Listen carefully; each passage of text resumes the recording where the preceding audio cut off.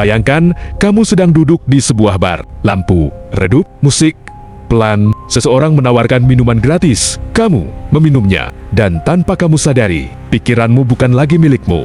Bukan karena narkoba jalanan, bukan karena kriminal, tapi karena pemerintahmu sendiri yang lebih mengerikan. Ini bukan teori konspirasi, ini dokumen resmi. Dan ironisnya, dokumen ini baru diakui puluhan tahun kemudian. Saat banyak korbannya sudah tidak bisa bicara lagi, hari ini kita membuka arsip yang seharusnya tetap terkunci. Namanya MK Ultra. Kalau kamu berpikir eksperimen ke manusia itu hanya terjadi di negara otoriter, Amerika Serikat melakukannya lewat CIA dengan sengaja. Dan yang diuji bukan relawan, bukan penjahat berat, tapi orang biasa, pasien, mahasiswa, tentara, bahkan orang yang hanya ingin minum di bar. Awalnya sederhana, ketakutan. Tahun 1950-an, Amerika dan Uni Soviet terlibat perang dingin, bukan perang senjata, tapi perang pikiran. Chia percaya satu hal, bagaimana jika musuh bisa mengendalikan pikiran manusia? Kalau itu terjadi,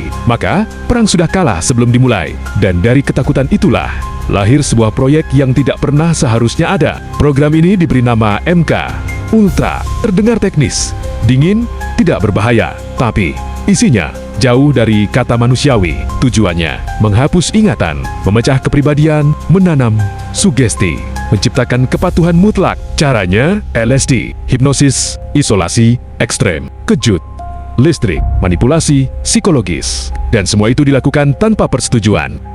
Bayangkan, ini kamu masuk rumah sakit karena depresi ringan. Dokter bilang, ini terapi biasa. Kamu percaya. Lalu, suatu hari, kamu diberi obat. Kamu halusinasi.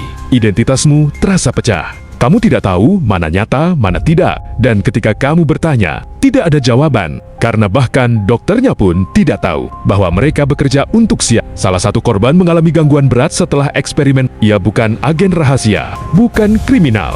Ia warga sipil. Setelah eksperimen itu, hidupnya tidak pernah kembali normal. Bertahun-tahun kemudian, keluarganya baru tahu dia dijadikan kelinci percobaan.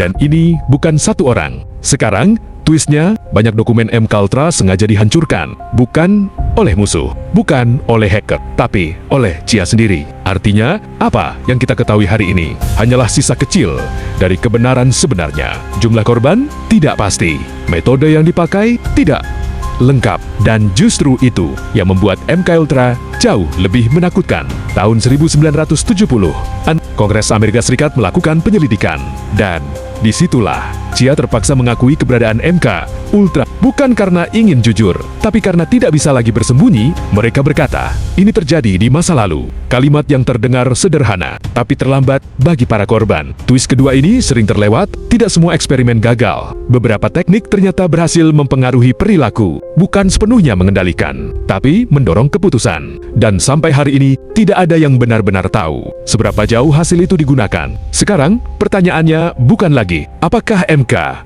Ultra nyata? Pertanyaannya, apa yang kita tidak tahu hari ini? Karena sejarah mengajarkan satu hal, kebenaran sering muncul setelah dampaknya selesai. MK Ultra bukan hanya cerita tentang Chia, bukan hanya tentang LSD, bukan hanya tentang perang dingin. Ini cerita tentang apa yang bisa terjadi saat kekuasaan berjalan tanpa batas.